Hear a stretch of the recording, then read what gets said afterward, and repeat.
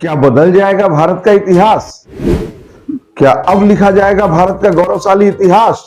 क्या देश की नई पीढ़ी जान पाएगी भारत के इतिहास से जुड़े सच्चे तथ्य? नमस्कार दर्शकों, मैं धनंजय कुमार पांडे जय हिंद समाचार पर आपका एक बार फिर बहुत बहुत स्वागत करता हूं। देश में अब यह चर्चा तेज हो गई है कि क्या अब सच में भारतवर्ष का इतिहास बदल दिया जाएगा? क्या सच में अब भारतवर्ष का गौरवशाली इतिहास सामने आएगा? क्या सच में अब देश की नई पीढ़ी को इतिहास से जुड़े सच्चे तथ्य बताए जाएंगे?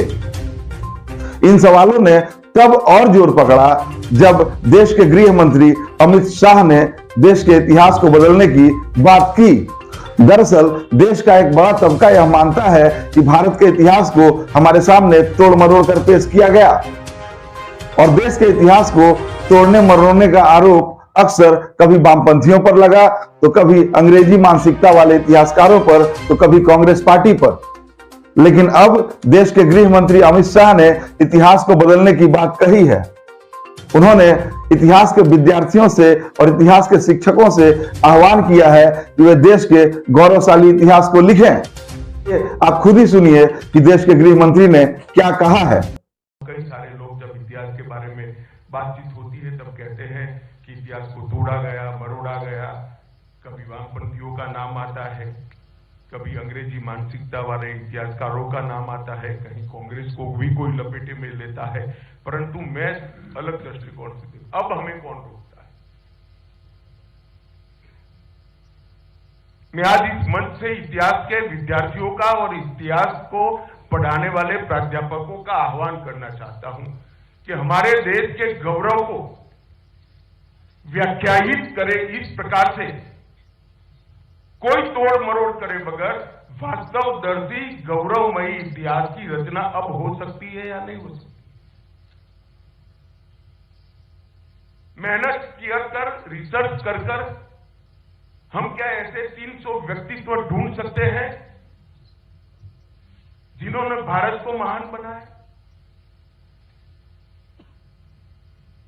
एक गलत अवधारणा इतिहास से सर्जित हुई, जो इतिहास हम लोग पढ़े हैं कि पहला साम्राज्य मुगल साम्राज्य बनने के बाद ही हुआ। ऐसा नहीं है। इस देश में कम से कम 30 ऐसे साम्राज्य हैं जिन्होंने 200 साल से ज्यादा राज किया और बहुत अच्छे तरीके से राज किया। वो मुंह जबानी बताया जा सकता है। क्या हमारे इतिहास के विद्यार्थी और प्राध्यापक इस पर रिसर्च कर लिख सकते हैं क्या? सन 57 के पहले और सन 57 के बाद कभी भी इस देश के किसी भी कोने ने अंग्रेजों को स्वीकारा नहीं है। एक एक इंच जमीन के लिए उनको संघर्ष करना पड़ा है, लड़ना पड़ा है। ये क्या संघर्ष नहीं है आजादी बरकरार रखने का, आजादी को बचाकर रखने का? इसको क्या इतिहास में स्थान नहीं मिलना चाहिए? ढेर सारे ऐसे लोग थे जिन्होंने सन 57 की क्रांति के लिए कुछ न प्राप्त होने की स्थिति में भी ये लड़ाई लड़ी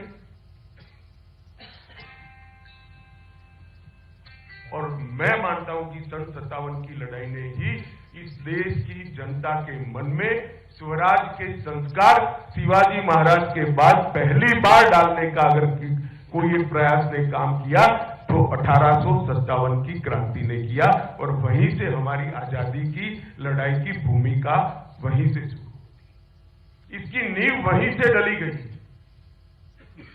चाहे सशस्त्र क्रांति का इतिहास देखो या कांग्रेस का अहिंसक आंदोलन देखो, इसकी नींव ढूंढने जाएंगे तो 1857 की क्रांति के अंदर से ही निकलेगा।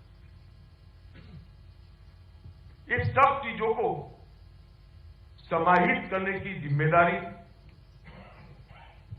सच्चे ऐतिहासिक तथ्यों को देश की नई पीढ़ी के सामने रखने की जिम्मेदारी